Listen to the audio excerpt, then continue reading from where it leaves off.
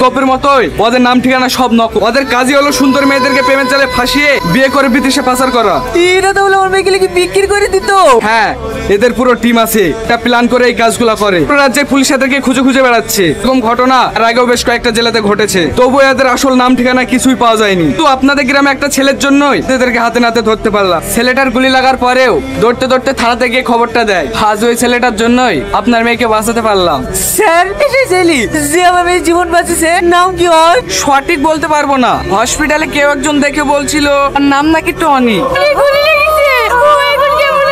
ঠিক বলতে পারছি না, কন্ডিশন তো খুব খারাপ ছিল, মনে হয় না বাঁচবে। ম্যাডাম ম্যাডাম, টনি নামে ছেলেটা কোন বেড়ে আছে একটু বলতে পারবে? ওই দেখেন ওইখানে। কি হলো ম্যাডাম, এইগুলো খুলছেন কেন? স্যালাইন এর প্রয়োজন নেই, উনি কিছুক্ষণ আগেই মারা গেছেন।